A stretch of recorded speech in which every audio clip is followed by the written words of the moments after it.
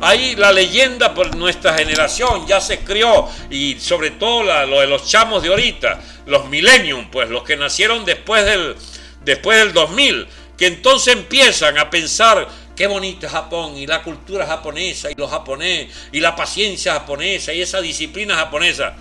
¡Ey! Párense ahí. Los japoneses fueron los tipos más sanguinarios y bestias, los bichos más bárbaros que ha conocido la humanidad, solo comparable a los alemanes con Hitler, solo comparable a los rusos con Stalin, solo comparable a los conquistadores británicos, exterminadores, y a los yanquis exterminadores de la población indígena. Por favor, los españoles eran niños de pecho comparado con estas plagas de otros imperios, amigos, o los franceses y sobre todo los ingleses en África.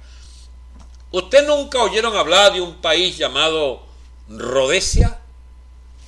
Rodesia, caramba. ¿De dónde era que estaba Rodesia? Al sur de Sudáfrica. ¿Cómo es que se llama ahora? Zimbabue. El del negro aquel que se duerme en las reuniones de Chávez. Ajá. ¿Ha oído entonces Zimbabue? Que se llamó Rodesia, donde había un régimen de apartheid. El famoso fue el de Sudáfrica, pero Rodesia era tan famoso como Sudáfrica por la brutalidad del racismo blanco de los colonos británicos. Eran 300.000 y tenían sojuzgados 2-3 millones de negros. Rodesia la fundó el Sir Rhodes. Eso es una concesión que dio la reina Victoria a un bicharraco de una sed insaciable por los diamantes y por las minas de diamante y de oro, que administró un territorio del tamaño de Venezuela. Se lo dieron al señor Rhodes, cofundador con los blancos descendientes de ¿cómo se llama? De los holandeses y tal, los afrikaners y de los ingleses, los llamados afrikaners, que fueron los que fundaron el racismo en Sudáfrica. El señor Rhodes construyó Rodesia. ¿Y cómo la construyó? Llevó una ametralladora que disparaba 2.000 balas por segundo o por minuto. Ya me entró una duda, porque estamos hablando del final del siglo XVIII, y este señor se llevó una vaina que era secreto de Estado, que solo la tenía en secreto el ejército británico. Eran unas .50, unas ametralladoras de esa de pata, que sencillamente escupían, pero una barbaridad de balas simultáneas. Los pobres indios, de los ¿cómo se llama? Los negros allí, de las tribus del rey allí, indio, del rey de la tribu allí de Rodesia, que se la dio de bravucón y no aceptar el dominio del señor Rhodes, los barría de 2.000 y 3.000 por día, chico, con las metralletas estas. Entonces se rindió el pobre hombre, y en el camino, que se había ido con sus amantes, con sus esposas, 6, 7 esposas que llevaba, resolvió suicidarse en el camino, porque no podía concebir la vida habiendo dejado a su pueblo, chico, al abandono completo de las venganzas del señor Rhodes, porque le habían matado 3 o 4 de sus avanzados dialogadores, y entonces, como le mandaron la cabeza en un tobo, él resolvió acabar por decenas de miles esas tribus negras, y montó su Rodesia. Amigo, ese es un cuento de los 50 o 100 que pueden echarse sobre la colonización inglesa de África, hechas bajo la cultísima y rezandera reina Victoria, que gobernó 60 años, muy piadosa la señora Victoria. Así que a otros con esos cuentos chimbos sobre la cultura superior británica, etcétera, a otros con ese cuento sobre la grandeza de la filosofía alemana, que toda la filosofía, usted encuentra en toda la génesis del idealismo alemán el germen del racismo hitleriano del Tercer Reich. Así que no jodan con la ideología alemana y la superioridad de la filosofía alemana. Curiosamente, quienes pueden demostrar eso son los escolásticos españoles, donde hubo enraizada en la escuela de Toledo, que eran los traductores de todas las obras griegas, de las obras en árabe incluso, y de las obras en latín, y la pasaron al español, que era una lengua que fue enriqueciéndose. El español es una lengua filosófica por definición, es una lengua riquísima, producto precisamente de que su nacimiento y desarrollo, que fue incorporando centenares y centenares de vocablos, fue incorporándose precisamente porque era un imperio, digamos, de vocación mundial, universal, que también no se ponía al sol en sus fronteras, porque conquistaron Filipinas, todas las Américas, y eran la potencia dominante de Europa. Ustedes podrán imaginarse la indignación de estos españolistas cuando le viene a algún imbécil como Pablo Iglesias a proponerles que, bueno, que el destino de España es Europa. ¿Más que Europa? Si esa es una vaina de dominio alemán. A ver, déjense de echar vaina de creer que puede una cultura superior como la hispánica tener que rendirse a la Merkel y a la superioridad racial alemana ya probada en los campos de concentración para rendir culto, digamos, a esa supuesta superioridad del idealismo alemán. No, chico, no, tan pelado. Ahora, sigo. El mito de la cultura, que no puede ser concebido sino como una intrincada realidad, como si fuera un kilo de estopa, de miles y miles, de decenas de miles, de centenares de miles de hebras que se entrelazan en esa vaina que se llama la cultura mundial, y de la cual nosotros agarramos como unos hilitos, chicos, y decimos cultura venezolana. Eso no existe. Bello era un hispanista, Rodríguez era un hispanista, Bolívar es la expresión de un republicanismo español y además, ¿cómo se llama?, de estas masonerías inglesas y francesas. Miranda era, digamos, el compañero de cama de la reina Catalina de Rusia, que tenía muy buenos amantes, entre ellos el señor, ¿cómo se llama?, Francisco de Miranda, que fue oficial español y peleó en Inglaterra, aquí contra Inglaterra a favor de España, de la España de su papá, aquí en la batalla de Pensacola, aquí en Florida. Bolívar era un hispanista, solo que díscolo, de contrario, digamos, al dominio de los blancos peninsulares, y nos llevó a esa hecatombe étnica que fue, digamos, cortar nexos físicos y mediante tiros contra todo el ocupante español, que fueron perseguidos implacablemente hasta que se fueron para el carajo. Pero se quedó su semilla, quedó su genética, la genética blanca que se siguió, ¿cómo se llama?, por vocación del Imperio Católico y haber hecho de los indígenas almas, hijas de Dios, a igual título que los blancos, que no era así para los protestantes y luteranos. Esos indios de Venezuela y de toda América hispánica fueron fusionándose con los blancos, de los que Bolívar era parte, pero renegó de ellos para montar entonces su ideal republicano, que empezó muy ambicioso y terminó encerrado allí en su habitación en San Pedro Alejandrino, muriéndose, chico, de tuberculosis y viéndose engañado y traicionado, pues, por aquellos a quienes había ayudado a construir esas naciones, esas repúblicas. Pero esto es como latoso, volver una y otra vez a nuestros orígenes. Lo concreto es que hoy por hoy ese Estado, nacido en el 830 por voluntad de Miguel Peña, de los valencianos y de Páez, se acabó. Ese Estado lo acabó Chávez, lo acabó y lo remató Maduro y el Alzheimer. Amigos, créanme, en Venezuela viene una hecatombe de tipo histórico. La historia venezolana, que comienza como Venezuela República en 1830, terminó en estos 4 años de Maduro, donde se destruyen por la destrucción gigantesca que hizo Chávez, pero que la rematan estos vagabundos de 7 suelas. Rematan la destrucción del Estado venezolano. El nuevo Estado no es tal, puesto que el Picure, así lo hayan matado, dejó centenares de bandas armadas. Los colectivos, amigos míos, dirigen media Caracas. Eso no es territorio venezolano, eso es territorio liberado, como dicen ellos. de las peores mafias de ampones cortacabezas y bicharracos motorizados allí con Bernal que andan jodiendo por toda Caracas y asaltando a todo el mundo que se le atraviese. Deben tener como 50 celulares por cada uno de ellos, porque como mandan a robar o compran todos los celulares habido por haber, los pobres bolsas de clase media compran y compran el nuevo celular y todo eso va a parar a los colectivos. Son los propietarios, porque Maduro se los dio, de todas esas maquinitas que le quitaron a los empresarios portugueses y ahora montaron allí unos galpones allí arriba, al lado de Gramovén, por allí al lado de los túneles de los Ocumitos, no, de los Ocumitos no, de la Trinidad, tampoco. El túnel que va del este a oeste de Caracas, ajá, esos túneles, arriba de eso hay casinos de los colectivos que ganan mucha plata, y con los taxis de Maduro van y buscan a los clientes, a los ¿cómo se llama? A los ludópatas que van allí a dejarle todos los días pues un impuesto a los colectivos.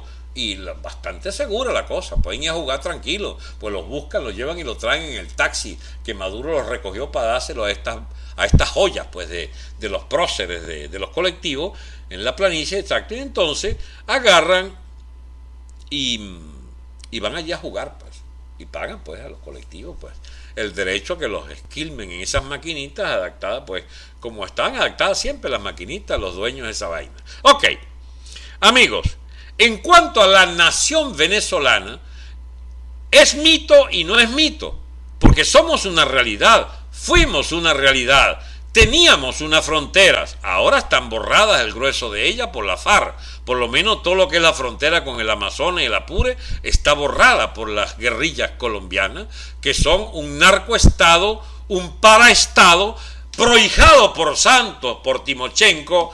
Y lo que voy a decir, carajo, lo digo con dificultad, pero hay que decirlo. Un paraestado construidos por AD, Copey, el MAS, Chávez, Maduro, Diosdado, el Alzheimer y Padrino. Porque esas guerrillas colombianas fueron alcahueteadas y cabroneadas por el aparato de Estado venezolano y por altos jefes militares de la Cuarta. Gallina, por no meterse a pelear con la FARC, dejaban hacer instrucciones de Carlos Andrés Pérez, instrucciones de Lucinchi, dejen quieto. No, todavía no, espere, un momentico. No arriesgue la vida de los oficiales. Escúcheme, mi amigo. Si este pobre país ha durado demasiado para lo que ha merecido de parte de esas élites de cabrones de la guerrilla colombiana y de la élite podrida de lo que significa Santos para Colombia. Ese es el Chávez venezolano, el Chávez colombiano, o mínimo el Caldera colombiano. Colombia va para una desgracia muy grande, mi amigo, muy grande. Entonces, nación somos, pero ya no la nación que fuimos, con Gómez, con Pérez Jiménez, ni incluso con Medina y los primeros Adeco, Betancur y Leoni. No, somos una nación que fue perdiendo absolutamente toda su soberanía o la soberanía de su pueblo, sobre todo con Chávez, el más bocón de todo y el que decía que era imperialismo. No, chico, fuiste un alcahueta, ojalá te mueras otra vez. Si estás muerto, remuérete, porque has acabado con todo un país. Pues bien, esa nación es un mito. Es un mito porque no hay manera de percibirla como algo real. La nación venezolana empezó a ser metafísica. Es un producto histórico. No se engañen. Existimos, pero cada vez existimos menos. Por lo tanto, cada vez es más mito y menos realidad. El mito no es algo que no existe. El mito es algo que más o menos existe y al cual se le exageran sus contornos o su visibilidad material. ¿El Estado venezolano es algo material? Bueno, sí, todavía lo es, pero cada vez deja de serlo, cada vez más deja de serlo. Entonces estamos en un cruce histórico de dejar de ser esa fisonomía material que significaba una frontera respetada y un control del Estado venezolano sobre el conjunto social, sobre la economía. ¿Qué soberanía puede tener un Estado cuya moneda, chico, no aguanta digamos, un cambio por otra moneda ni un solo día porque al otro día vale menos. Eso no es soberanía, eso es una mamadera de gallo. Bueno, de lo que se trata es de que estamos llegando al punto de quiebre de ese proceso de deterioro, es decir, a la percepción de que el mito termina, de que empieza es otra realidad, de que empieza es el no Estado, de lo que comienza es la inexistencia del Estado, de lo que empieza es el estallido del Estado venezolano, que se funda sobre un territorio que debe controlarse, y como ese territorio ya no se controla, no existe como realidad tangible, y comienza de empezar a ser mito, a medio ser mito, empieza a ser un mito completo, es decir, algo que carece de sustancia y de realidad. Amigos, el Estado venezolano hay que reconstruirlo. Entonces, ¿cómo es que se reconstruye? El madurismo se opone, el Alzheimer es su voz más autorizada, que tenemos que estar comprometidas con las guerras islamistas, de los yihadistas del Medio Oriente, que hay que seguir pagando, digamos, un puño de chatarra rusa, que hay que seguir engordando las finanzas chinas con un petróleo vendido no sé a qué precio.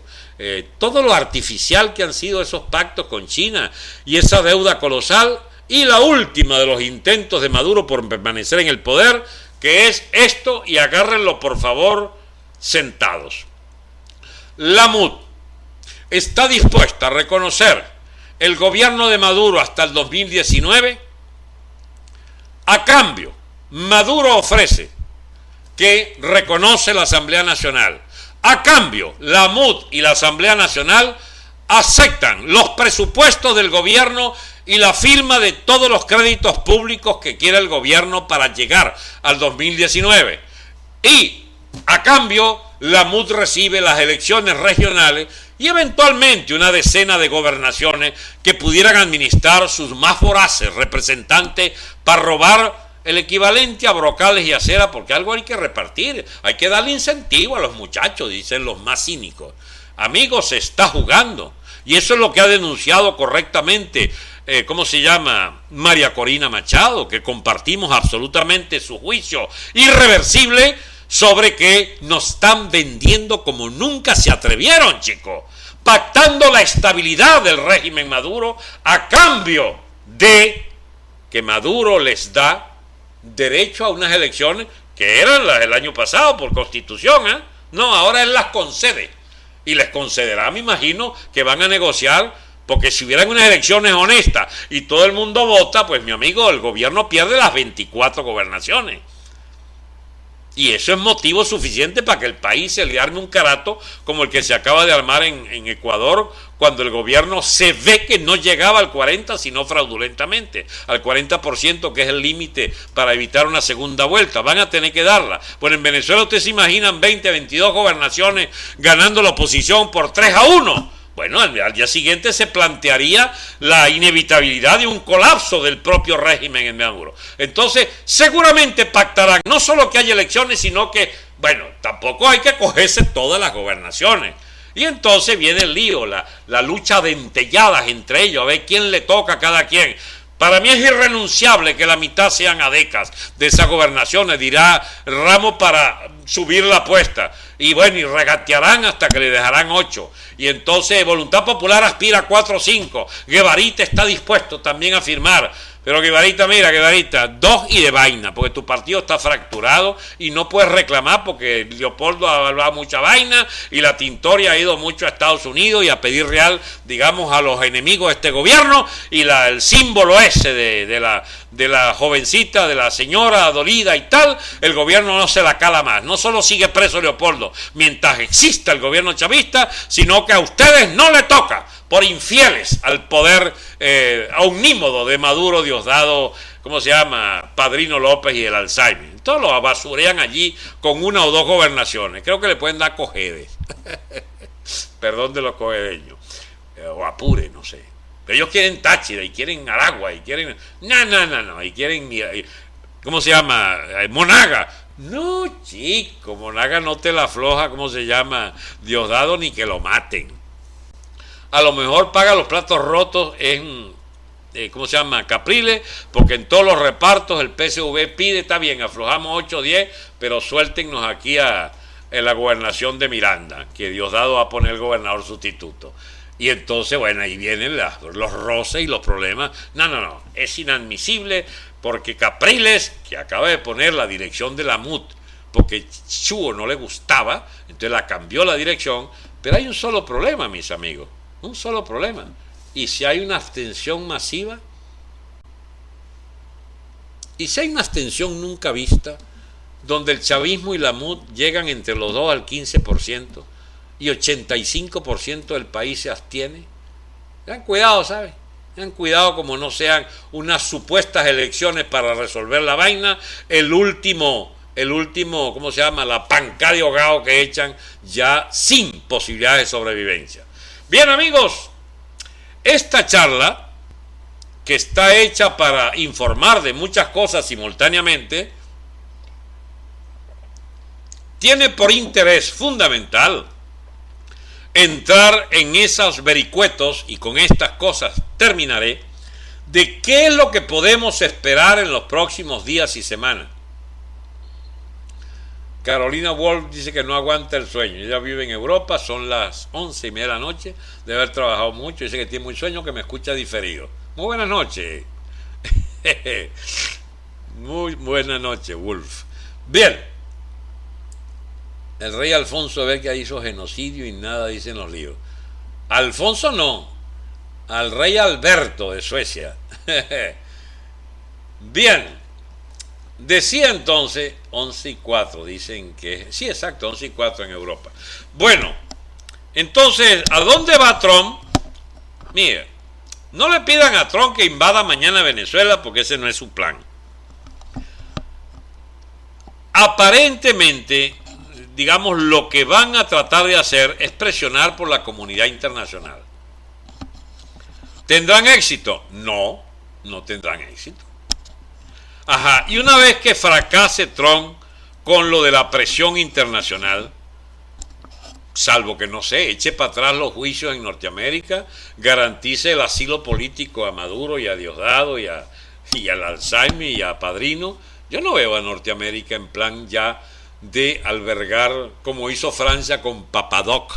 ¿Ustedes se acuerdan? No, Papadoc no, Baby Doc, el hijo de Duvalier, que tenía más de 30.000 muertos habiendo usado bajo la sombra de Estados Unidos la más amplia maquinaria de asesinatos ruines en el pobre Haití, 30.000 asesinatos por una vaina que se llamaba los Tontón Macut, una especie de SEBIN pero sin ningún control legal, que mataban a quien le da la gana, unos bichos con lentes negros y todos imbuidos del vudú, que los protegía a todos, de los cultos vudú, y sobre todo del mayor culto al dios de los cementerios, al protector de los cementerios, a Varón Samedi, que era el principal dios, ¿cómo se llama?, de los cuerpos satánicos allí, de los zombies que albergaba, se dice en las leyendas urbanas de Haití, el propio Duvalier en los sótanos.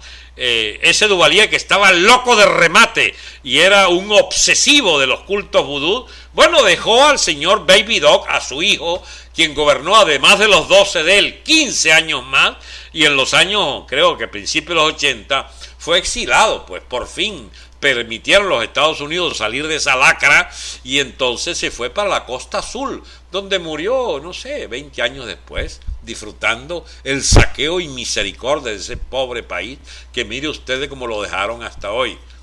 Oh, sorpresa, Haití, cuando la época de la Revolución Francesa, mis amigos, era la colonia más próspera que había en América. Inundaba de productos agrícolas hasta la saciedad a la Francia republicana. No se imaginan cuál era la enormidad de la riqueza alimenticia de los haitianos.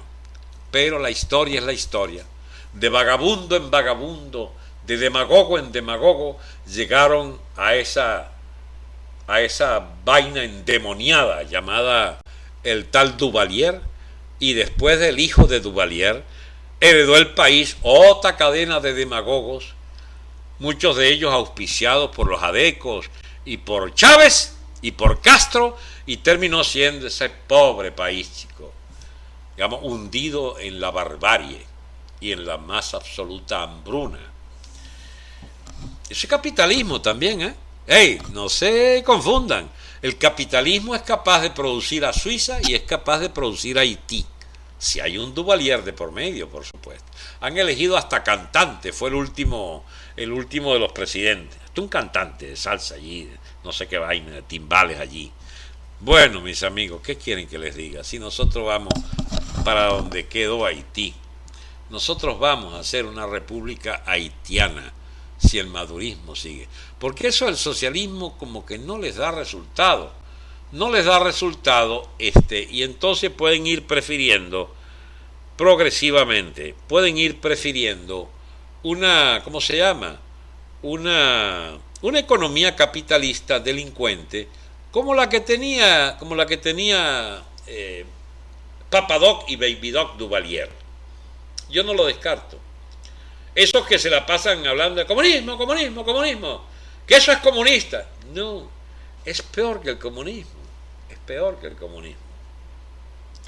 Es una economía de delincuentes, de ladrones de oficio. No hay burocracia comunista, es un enclave de ampones en todas las instituciones de la economía y del Estado. Vamos es a la barbarie administrada por las mafias, y los colectivos son parte vital de esas mafias. Vamos a un gobierno de tontón macut, de policías siniestras, de totalitarismo, pero totalitarismo capitalista, delincuencial y narcoestado. No es socialismo, no es comunismo, es mafia, es barbarie, es barbarie.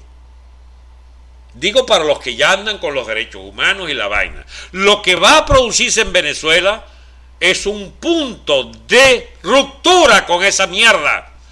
Y lo que debe hacerse hay que hacerlo, que es enfrentar armas en la mano a los delincuentes organizados detrás de Padrino y detrás de Maduro y Diosdado. Y es una batalla para apartarlo físicamente del control del Estado. No vengan con la historia de la comunidad internacional y las elecciones y la mariquera. Eso no es posible, porque están tratando es con ampones que se posesionaron del territorio de tu país y tienes que exterminarlos. Si no se entiende esa vaina, me la entenderán 1, 2, 3 o 10 años más adelante. Ya mucha gente dice, Francesco, usted siempre tuvo razón. Pero por supuesto que tiene razón. Si yo estudié esta vaina antes de que pasara, no por brujo, porque yo no hay vaina que deteste más que un bendito brujo, ¿entiendes?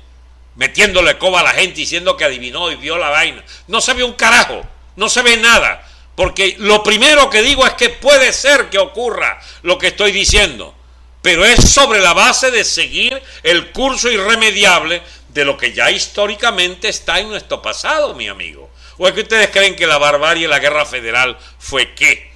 ¿Y el zamorismo fue qué? ¿Y los monagas fue qué? Nosotros vamos a recoger las peores tradiciones de ese siglo de tormentos del siglo XIX, con las peores expresiones. En nuestra memoria colectiva está Boves, con sus esclavos cimarrones, que los hizo libres a condición de exterminar blancos. En nuestra tradición está es el agachao y aquel lugarteniente de Zamora que tenía por consigna eliminar a los que sepan leer y escribir. Esa es nuestra tradición. Porque ¿qué es el futuro, amigos? El futuro es nuestro pasado que, haciéndose presente, prefigura el porvenir inmediato. Nuestro futuro está lleno de nuestro pasado y sobre todo de nuestro presente. ¿Qué puede ser el futuro sino el que hizo Duvalier para Haití? Es una hipótesis, es la peor que puedo concebir. Un ejército de matones, de 20, 30 mil tipos matándose 1.000, 2.000, 3.000 venezolanos diarios, y todo el que sepa leer y escribir, por ejemplo, puede ser aniquilado como quería el agachado. Oligarcas temblad, decían el himno de los, ¿cómo se llama? De los federalistas. ¿Usted cree en mayor barbarie que la hizo Zamora en los campos venezolanos? Vamos a la barbarie. Ahora, yo digo esto para asustarlos, para que salgan de ahí corriendo. No, chicos, para que no crean más, por favor, ni un minuto más, a los cabrones e impostores en los que se basa la comunidad internacional y los propios bolsas del nuevo gobierno norteamericano, que empiezan a oír es la voz de la MUD o de un sector más sano de la MUD que diga lo que hay que hacer. Y lo que hay que hacer, según ellos, son elecciones. Pero carajo, ¿cuándo van a aprender? Dios mío. ¿Por qué no llaman a María Corina? Es más, María Corina, ¿por qué usted no sale corriendo de allí y se muda para Washington? Para que la escuchen. Porque usted sí entendió lo que es la política venezolana. Usted sí interpreta al propio preso, ¿cómo se llama? Leopoldo, que su partido lo abandonó porque tiene una política opuesta, sino a la que le dice Leopoldo, porque Leopoldo es corresponsable de todas esas mariqueras que ha hecho Voluntad Popular. Por lo menos no debe corresponder, chicos, al jalabolismo de los tipos que dirigen Voluntad Popular y que están dispuestos a ir a las elecciones para una cuota allí que van a obtener no sé cuántas gobernaciones y alcaldías. Por favor, María Corina, usted tiene un deber enorme. Váyase de allí, instálese en Washington hasta que comprenda la OEA y la comunidad internacional que ese régimen solo sale a piedra, plomo y candela. Eso es antipatriota, podría decirme algún fanático de la nación, creyendo que todavía tenemos nación. Soberanía, contrario a la soberanía. ¿Cuál soberanía?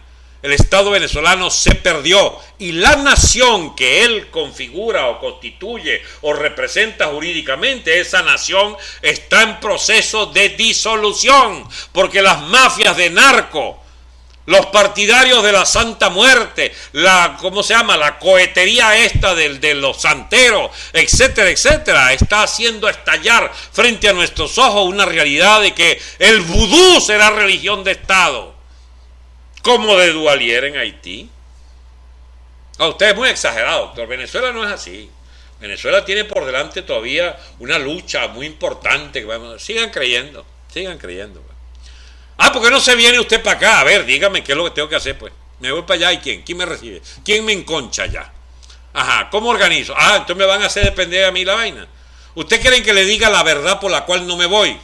Yo he hablado con por lo menos 100 ricos venezolanos.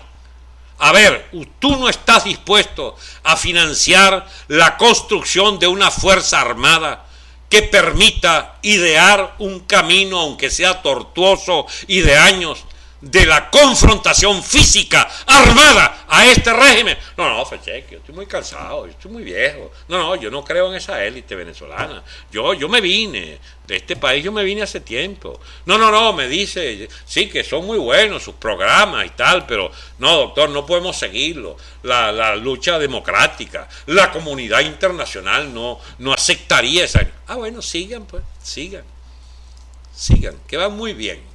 Van al estado malandro, al estado narco, al estado de los jampones. No van al comunismo, esa vaina no es verdad. Vean lo que está ocurriendo en el último año, que me da absolutamente la razón. Los CLAP no es solo para poner en línea a los que comen si son favorables al gobierno.